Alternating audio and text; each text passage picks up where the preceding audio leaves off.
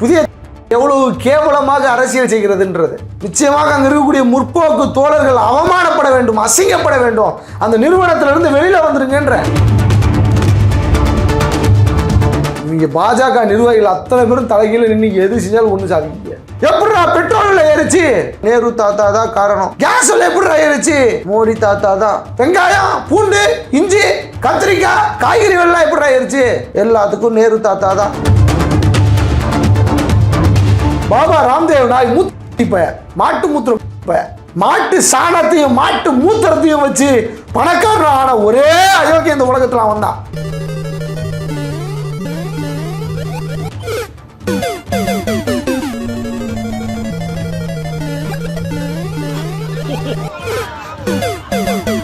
If Narendra Modi comes, the petrol rate will be half decreased அப்படின்றான். மைக்குக்கு முன்னாடி நம்ம பேசிட்டா நம்மளுக்கு ஓட்டு போட்டுருவாங்க.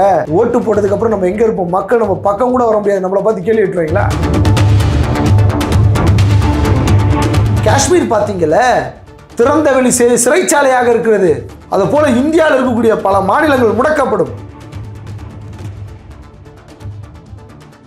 எங்க செருப்பு தைக்கிற செருப்பு தான் தைக்கணும், கக்கூஸ் கக்கூஸ் தான் அழணும், மலம் தான் அழணும். மீண்டும் ஜாதி அவ்வளவுதான். அரைப்படி நெல் கூலி உயர்வு கேட்டதற்காக ஒரே ரூம்ல வச்சு ஒரே குடிசைக்குள்ள போட்டு எரிச்சாங்க.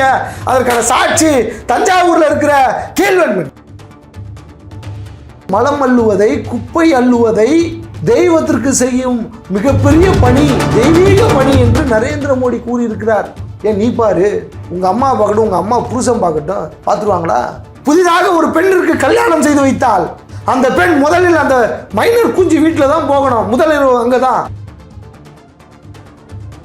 கொஞ்சம் கொஞ்சமாக தமிழ்நாடை செதுக்கி செதுக்கி இங்க இருக்கக்கூடிய திராவிட கட்சிகளும் கம்யூனிஸ்டுகளும் இடதுசாரி சிந்தனையாளர்களும் தமிழ்நாட்டை மேம்படுத்தி வச்சிருக்கிறாங்க. கொய்யால நீ வந்து அழிச்சிட்டு போலாம் பாப்பியா? நீ உட்கார்ந்து இருக்கிற நேரத்தில் மயிலுக்கு சோறு போட முடியுது உன்னால.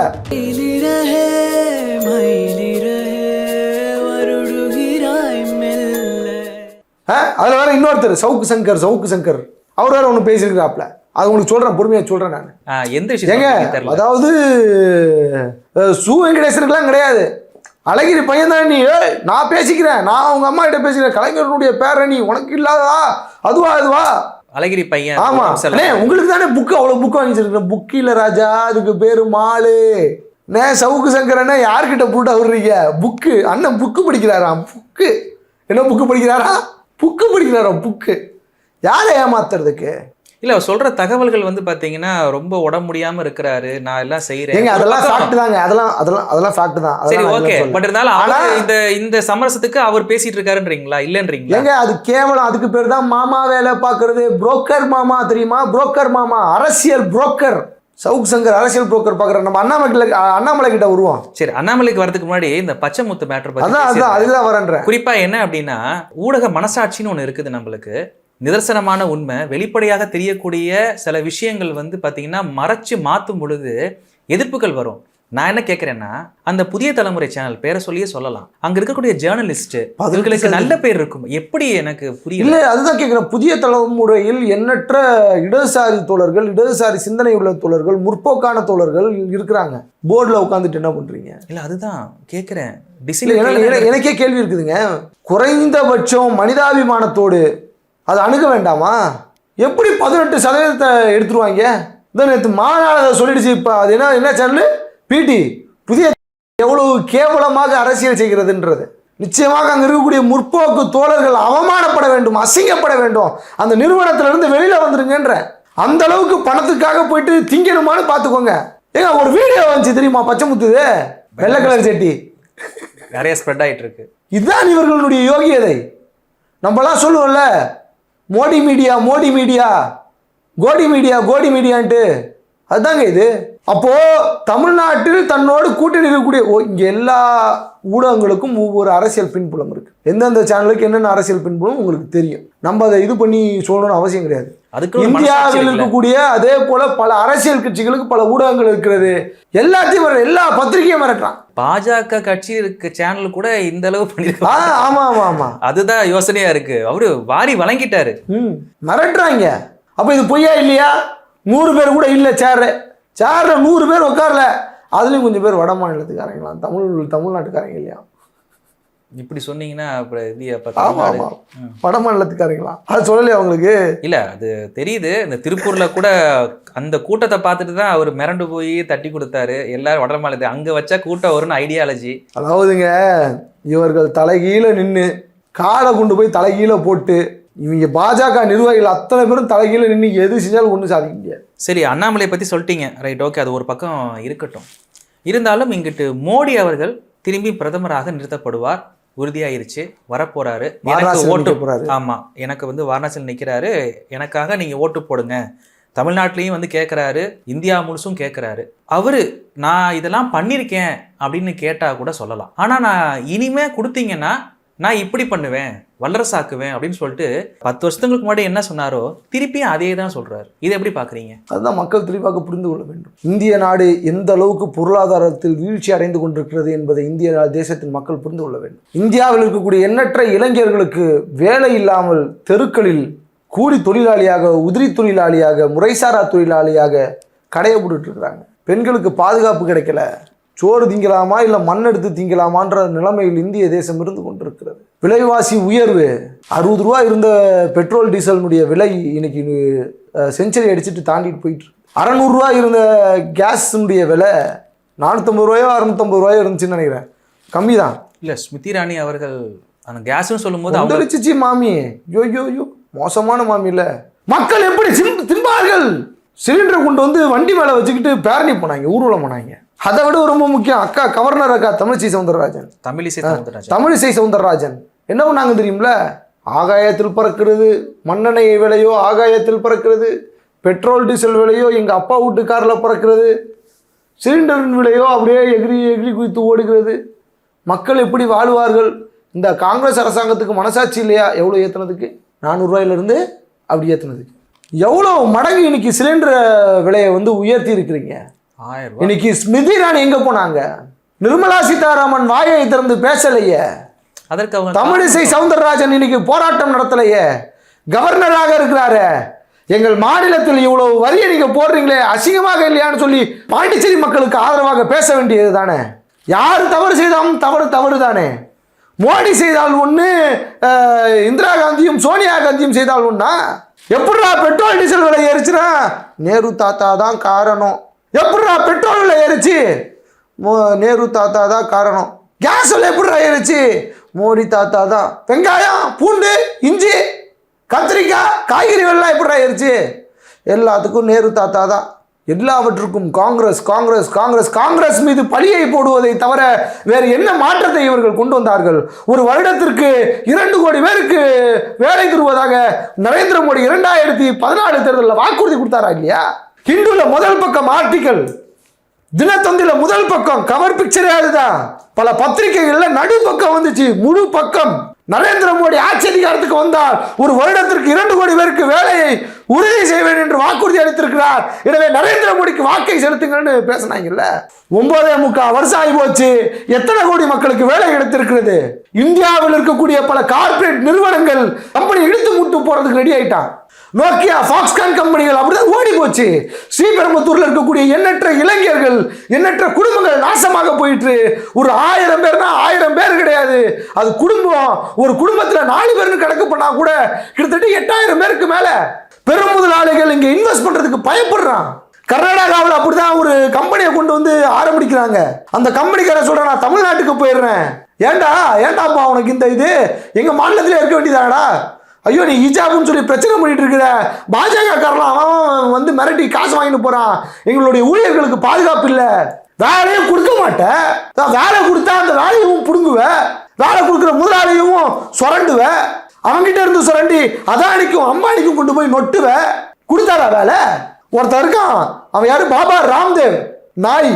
பாபா ராம்தேவ் நாய் மூத்திர குண்டிப்ப, மாட்டு மூத்திர குண்டிப்ப. மாட்டு சாணத்தையும் மாட்டு மூத்திரத்தையும் வச்சு பணக்காரனான ஒரே அயோக்கிய இந்த உலகத்துல வந்தான். அவன் ஒரு கூட்டத்தில் பேசுறான், ஒரு கான்ஃபரன்ஸ்ல, if Narendra Modi comes the petrol rate will be half decreased அப்படின்றான். இன்னைக்கு பெட்ரோல் விலை எவ்வளவு? 60 ரூபா. அப்படியே உங்களுக்கு பாதியா குறைஞ்சி 30 ரூபாய்க்கு வந்துடும். நரேந்திர மோடிக்கு ஓட்டு போடுங்கன்னா பாரதிய ஜனதா கட்சியினுடைய அம்பாசிடராக நரேந்திர மோடியினுடைய பிரச்சார பீரங்கியாக செயல்பட்ட பாபா ராம்தேவ் நரேந்திர மோடி ஆட்சி அதிகாரத்துக்கு வந்ததுக்கு அப்புறம் ஏண்டா பாபா ராம்தேவ் அயோக்கிய நாய, ஏண்டா வந்து பெட்ரோல் விலை குறையல, ஏன் கேஸ் விலை குறையல, ஏன் இளைஞர்களுக்கு வேலை தரல, என்கிட்ட கேட்டீங்கன்னா எப்படி அப்படின்ட்டு கதை கொடுத்துட்டு போனார். அவன் போனான். ஆனா நரேந்திர மோடி ஆட்சி அதிகாரத்துக்கு வந்ததுக்கு அப்புறம் 2017க்கு மேல 2015க்கு மேல மிகப்பெரிய வளர்ச்சி, அசுர வளர்ச்சி. பத்தாஞ்சலின்ட்டு எப்படி உன்னால எவ்வளவு முடிஞ்சு? நாட்டில் எவ்வளவு ஏதோ போட்டுட்டு இருக்க, செருப்பு கடை வச்சிருக்கான். அதனால வாழ்க்கையில முன்னேற முடியல, 3 வேளை நிம்மதியா கஞ்சி குடிக்க முடியலையே. நான் மட்டும் ஆட்சி அதிகாரத்துக்கு வந்தால் இந்தியாவில் இருக்கக்கூடிய பெரும் பணக்காரர்கள் ஒளித்து வைத்திருக்கக்கூடிய கருப்பு பணங்களை இந்தியாவுக்கு கொண்டு வருவேன், ஒவ்வொருவருக்கும் தலா 15 லட்சம் ரூபாயை வங்கி கணக்கில் செலுத்துவேன் சொன்னாரா இல்லையா? அதுக்கு தமிழ்நாட்டில் இந்தியாவில் இருக்கக்கூடிய சங்கிகள் என்ன பேசுனாங்க? நாங்க அப்படி சொல்லல, மோடி மீட்டா அவ்வளவு ஆகும் வரும். அதே போல அமித்ஷாவை பத்திரிகையாளர்கள் சந்திக்க போகும்போது இதே கேள்வியை முன்வைக்கிறார்கள். அப்போது அமித்ஷா சொல்லுகிறார், ஜும்லான்ற வாட் இஸ் ஜும்லா? பொய் சொன்னாரு. தேர்தலுக்காக தொடர்ந்து பொய் பிரச்சாரங்களை இப்ப செய்து கொண்டிருக்கிறார்கள். ஏன் தெரியுமா? மைக்குக்கு முன்னாடி நம்ம பேசிட்டா அந்த வாக்குறுதிகள் எல்லாம் மக்கள் கேட்டு ஏமாந்துருவாங்க, நம்மளுக்கு ஓட்டு போட்டுருவாங்க. ஓட்டு போட்டதுக்கு அப்புறம் நம்ம எங்க இருப்போம்? மக்கள் நம்ம பக்கம் கூட வர முடியாது. நம்மளை பார்த்து கேள்வி கேட்டுருவாங்களா? வீட்டுக்கு வந்துடுவாங்களா? சட்டையை முடிச்சிருவாங்களா? செருப்பை கொண்டு சப்புன்னு மூஞ்சில அடிச்சு ஏண்டா நாய, ஏண்டா கொடுத்த வாக்குறுதியை நிறைவேற்றலன்னு கேள்வி கேட்க முடியுமா? நம்மளை பார்த்து முடியாதுல்ல, போக முடியாதுல்ல. ஏன் நார்மலா ஒரு கவுன்சிலர் வீட்டுக்கு போக முடியுமா? ரோடு போட்டு தரேன், ரோடு கட்டிங் போட்டாக்கா மெட்ரோ வாட்டர் கனெக்ஷன் கொடுக்குறீங்களா? ரோடு கட்டிங் வச்சா காசு கேட்க மாட்டோம். என்ன ரோடு கட்டிங்க்கு காசு கொடுக்கணுமோ அதை மட்டும் கொடுங்க, நான் கட்டிங் வாங்க மாட்டேன்னு சொல்றானே கவுன்சிலரு. அவன் திருப்பி கட்டி கேட்கிறானே, அவனை போயிட்டு செருப்பை கொண்டு அடிக்கிறோமா நம்ம மக்கள்? ஒளிபெருக்கி முன் பேசிய வாக்குறுதிகளை மறந்து வேட்பாளர்கள், அந்த பிரமுகர்கள் அரசியல் செய்து கொண்டிருக்கிறார்கள் என்றாவது ஒரு நாள் யோசித்து வீட்டுக்கு முன்னாடி வரும்போது கேள்வி எழுப்பி இருப்போமா? அதனாலதான் இந்த அயோக்கியத்தனமான மீண்டும் பேச்சுகள் எல்லாம் நரேந்திர மோடி பேசிக்கிட்டு இருக்கிறார். இந்த தேசத்தில் இருக்கக்கூடிய மக்கள் ஒரே ஒரு விஷயத்தை தெளிவாக தெரிஞ்சுக்கணும். மீண்டும் நரேந்திர மோடி ஆட்சி அதிகாரத்துக்கு வந்தால் இந்திய தேசம் சுடுகாடாக மாறிவிடும். காஷ்மீர் பார்த்தீங்கல்ல, திறந்தவெளி சிறைச்சாலையாக இருக்கிறது. அது போல இந்தியாவில் இருக்கக்கூடிய பல மாநிலங்கள் முடக்கப்படும், மாநிலங்கள் கார்பரேஷன்களாக மாற்றப்படும், மாவட்டங்கள்லாம் ரொம்ப மோசமான நிலைக்கு போயிடும், வளர்ச்சி இருக்காது. இப்போ ஒன்று புதுசாக ஓடிட்டு இருக்கு நரேந்திர மோடி. இதில் கிட்டத்தட்ட அவங்க ஆட்சி அதிகாரத்துக்கு வந்து 32 வருஷமாவா? 32 வருஷமா எந்த வேலையிலையும் பார்க்கலையா, ஆஸ்பத்திரியே கட்டலையா? நரேந்திர மோடி இருந்த காலத்திலையும் கட்டலையா, இப்பயும் கட்டலையா? கட்டவே இல்லையாங்க. இப்போதான் ஒரு 3 ஹாஸ்பிட்டல் 6 ஹாஸ்பிட்டல் கட்டுறதுக்கு திட்டம் தீட்டி கொண்டு இருக்கிறார்களாம். இவரா வளர்ச்சியின் நாயகன்? இவரா மக்களுக்காக இது பண்ண போறாரு? கேட்டாக்கா ஏழை தாயின் மகன் தான் நீ. உனக்கு தான் தனியா ஏரோப்ளைன் வாங்கிட்டு வந்து கொடுக்குறானுங்களா? நீ கேட்குறிய ஏரோப்ளைன் சட்டை தச்சு போட்டுக்கிறிய? நீனு நல்லா பெரிய பெரிய சட்டை, கோடி ரூபாயில சட்டை போட்டுக்கிறிய, கூலிங் கிளாஸ் போட்டுக்கிறிய, உன் தாடியை வழிச்சு ஷேவ் பண்றதுக்கு இந்தியாவில் இருக்கக்கூடிய மிகப்பெரிய சலூன் ஆர்டிஸ்ட் எல்லாம் வந்து ஆட்ரஸர்ஸ் எல்லாம் வந்து உனக்கு பண்றாங்களே. சோறு கிடைக்குதா உனக்கு? சோறு உட்கார்ந்து இருக்கிற நேரத்தில் மயிலுக்கு சோறு போட முடியுது உன்னால?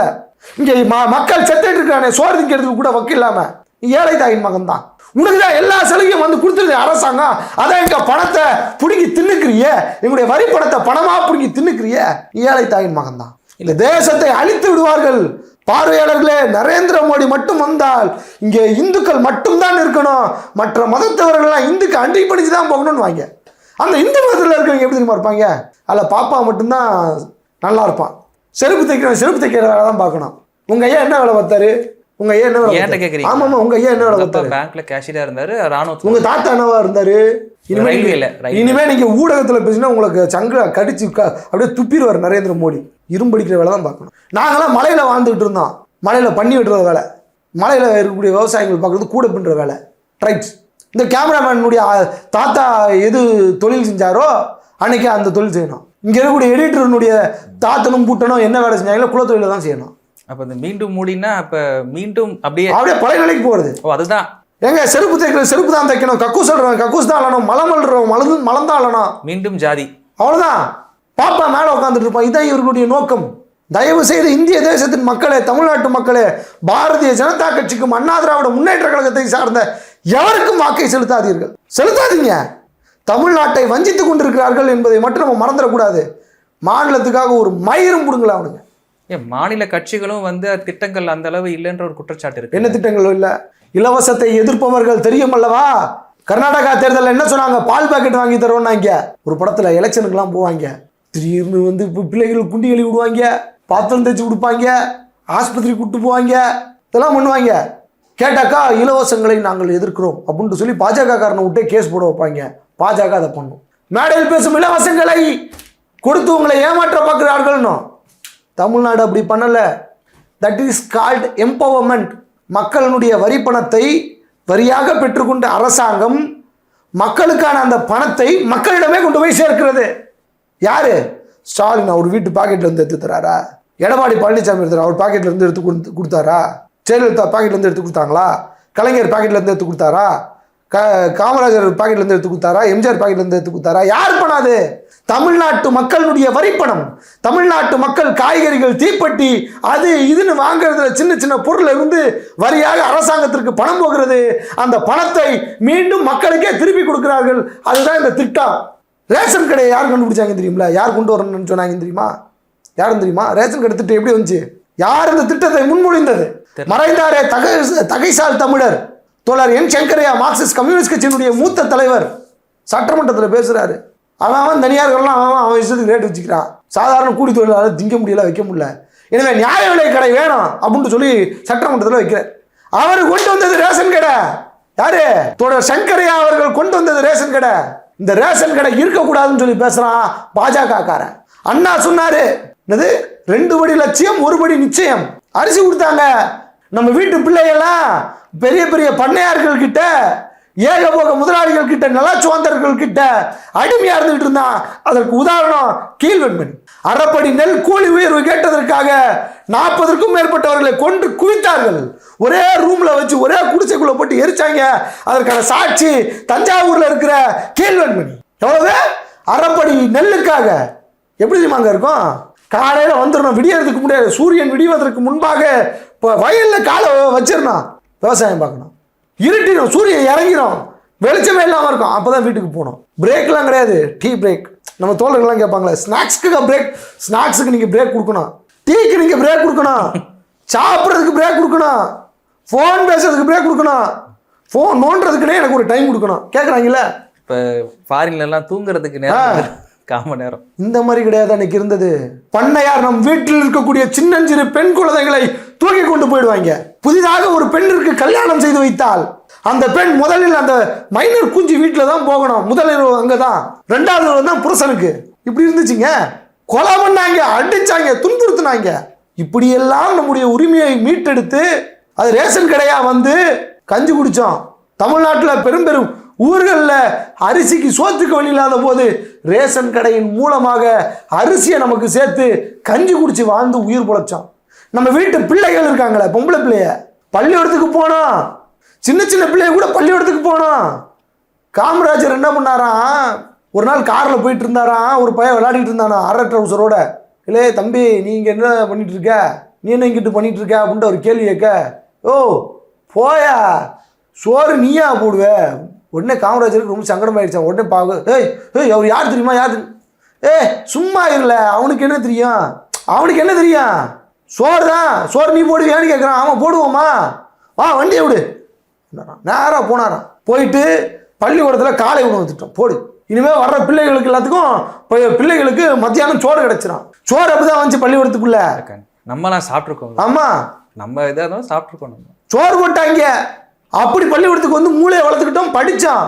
பாப்பாலாம் நம்மளை பள்ளிக்கூடத்துக்கு போகக்கூடாதுன்னா ஒரு படத்தில் இந்த செந்தில் கவுண்டமணி இல்லை கவுண்டமணி இருப்பா, அப்படி பிள்ளைய கூட்டிட்டு கடற்கரை நடந்து போவார், வெட்டியா வேலை பார்ப்பாரு, துண்டை போட்டுக்கிட்டு எங்கடா போறீங்க அப்படின்ட்டு ஐயர்வாள் கேட்பாரு. பிள்ளைய பள்ளிக்கூடத்துக்கு விட போறேன். உன் வீட்டு பிள்ளை எல்லாம் பள்ளிக்கூடத்துக்கு போயிடுச்சுன்னா எவன் வெட்டியா வேலையா பார்க்கறது? ஏன் நீ உன் மௌனம் போயிட்டு பாருங்க கொஞ்ச நாள். இவங்களாம் நான் தானே பார்த்தேன். கக்கூஸ் கழுவுவதை, அதாவது மலம் அள்ளுவதை, குப்பை அள்ளுவதை தெய்வத்திற்கு செய்யும் மிகப்பெரிய பணி, தெய்வீக பணி என்று நரேந்திர மோடி கூறியிருக்கிறார். எப்படி அந்த படத்தில் அந்த மாமா சொல்லுவாரோ, நீ எல்லாம் வெட்டியா வேலை பார்க்காம போயிட்டுனா என்ன ஆகும் அப்படின்ற மாதிரி இங்கே கேட்பாரு. கக்கூஸ் கிளீன் பண்ணுவது, துப்புரவு தொழிலாளியாக இருப்பது தெய்வத்துக்கு பணிவிடை செய்வது போல ஒரு செயல். ஏன் நீ பாரு, உங்கள் அம்மா பார்க்கட்டும், உங்கள் அம்மா புருஷன் பார்க்கட்டும், பார்த்துருவாங்களா? கஷ்டப்பட்டு கல்வியை மேம்படுத்தியவர்கள் தமிழர்கள். தமிழ்நாட்டில் இருக்கக்கூடிய அரசியல் கட்சிகள், இரு திராவிட கட்சிகளும் டெக்னாலஜியாக வளரணும்னு ஆசைப்படுறாங்க. லேப்டாப் அறிவிக்குது அரசாங்கம், டேப் தரணுது, ஸ்மார்ட் டிவைசஸ் தரும், ஃப்ரீ வைஃபை ஃபெசிலிட்டிஸ் ஏற்படுத்தணும்னுது. கலைஞரனுடைய இதுங்க பாப்பாலாம் சண்டை போட்டுட்டு இருக்கிறான். காலமாக கணக்கு பிள்ளையா எல்லா இடங்களிலும் பார்ப்பனர்கள் தான் உட்கார்ந்து கொண்டிருப்பார்கள். அவர்கள் தான் மெத்த படித்தவர்களாக இருப்பார்கள்.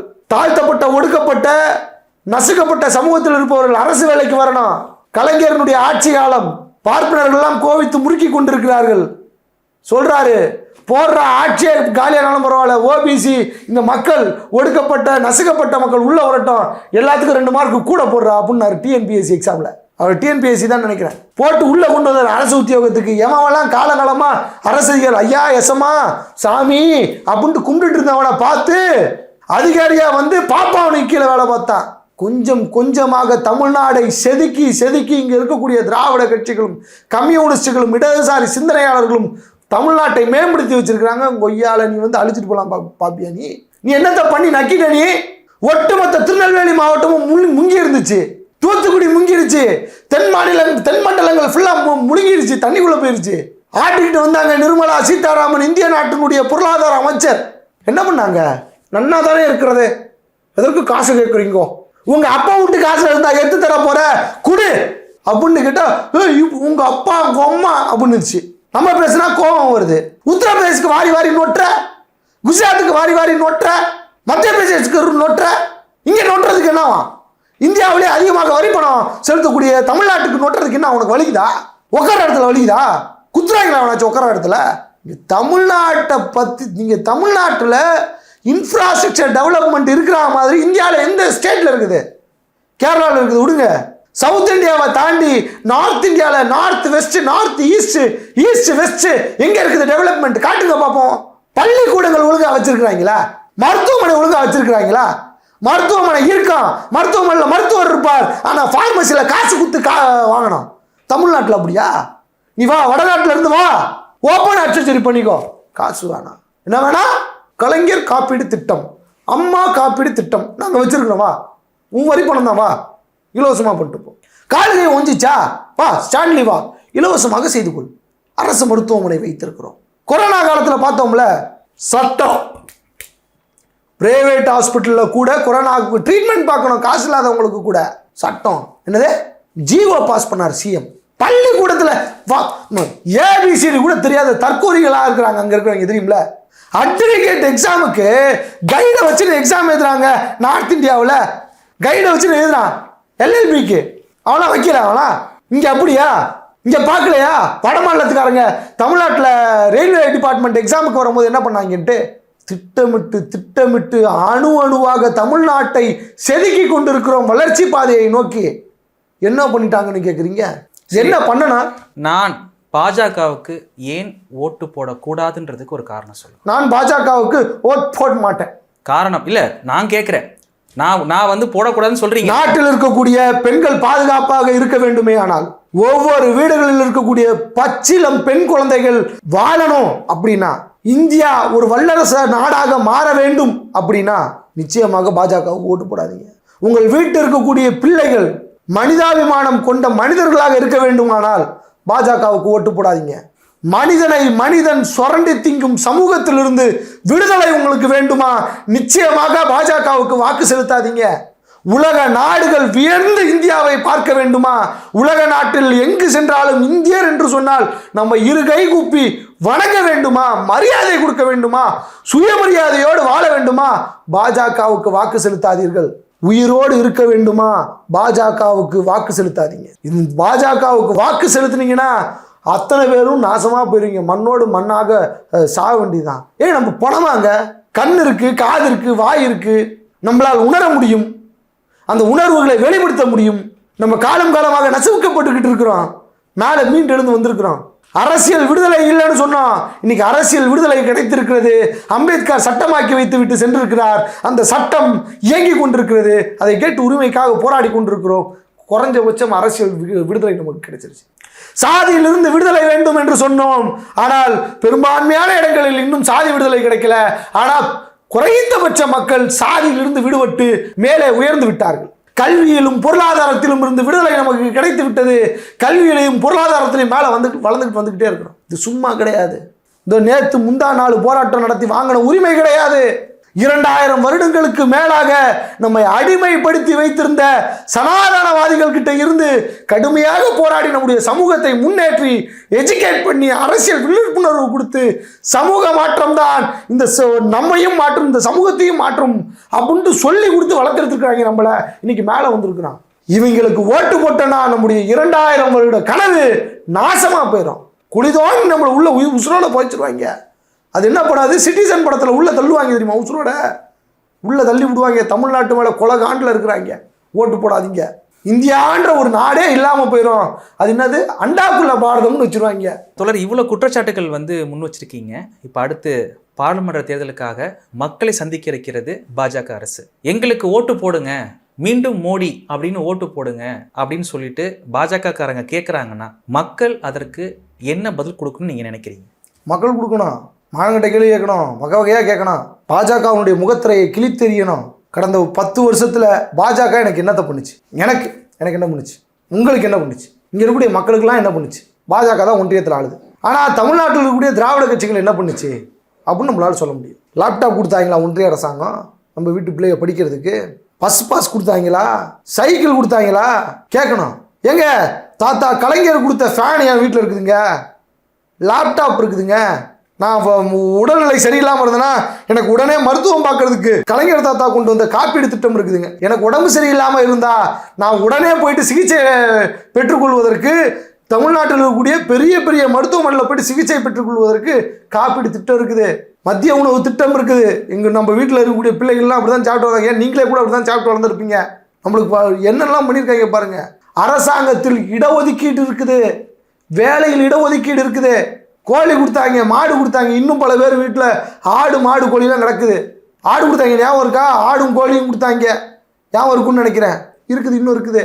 நமக்கு மத கலவரம் இல்லாத ஒரு நாட்டையே நமக்காக உருவாக்கி கொடுத்துருக்குறாங்க. சும்மா சாதாரண விஷயம் இல்லைங்க.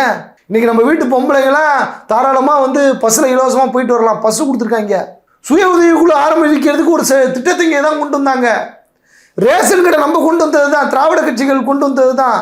நல வாரியம் முறைசாரா தொழிலாளர்களுக்கு திடீர்னு கட்டுமான வேலை பார்த்துட்டு இருக்காரு, அவர் செத்து போறாரு மேலே இருந்து, அவருக்கு திட்டம் இருக்கு. சமூக பாதுகாப்பான வேலைன்னா எதை சொல்லுவாங்க? அரசாங்க வேலையை தான் சொல்லுவாங்க. முறைசாரா தொழிலாளர்களுக்கு ஒரு கூட்டமைப்பை கொண்டு வந்திருக்கிறாங்க. கட்டுமான தொழிலாளர்களுக்கு ஒரு கூட்டமைப்பை கொண்டு வந்திருக்கிறாங்க. ஆட்டோ ஓட்டுநர்களுக்கு ஒரு கூட்டமைப்பை கொண்டு வந்திருக்கிறாங்க. ஒவ்வொருத்தருக்கும் ஒவ்வொரு துறைகள் இருக்கிறது. இது எல்லாமே இங்கே இருக்குது. திராவிட கட்சிகள் கொண்டு வந்தது. பாஜக என்னத்தை கொண்டு வந்துச்சு? பாஜக எனக்கு தனிப்பட்ட முறையில் ஒரு சக வாக்காளனாக நான் கேட்குறேன், ஒரு ஓட்டராக கேட்குறேன், இந்திய நாட்டினுடைய பிரஜையா கேட்குறேன். என்னத்தை கொடுத்துச்சு பாஜக அரசாங்கம் கடந்த 10 வருஷத்துல? 10 லட்சம் பணம் கொடுத்துச்சா? எனக்கு அரசு வேலை கொடுத்துச்சா? எனக்கு இலவசமாக கல்வி கொடுத்துச்சா? என்ன கொடுத்துச்சு? அல்வா கொடுத்துச்சு. ஜும்லான்ட்டு கிளம்பிட்டு போயிட்டே இருந்தாங்க. மீண்டும் ஆட்சி அதிகாரத்துக்கு வர போகிறதா சொல்கிறாங்க. நாங்கள் இதை பண்ணுவோம் அதை பண்ணுவோன்ட்டு நம்பிக்கிட்டு இல்லாமல் இருக்கணும். அவர்கள் எதை செய்தார்கள், தமிழகத்தில் இருக்கக்கூடிய திராவிட கட்சிகள் எதை செய்தது என்பதை பரிசீலனை செய்யணும். உங்களுடைய கருத்துக்களை பகிர்ந்தமைக்கு மிக்க நன்றி தோழர். நன்றி.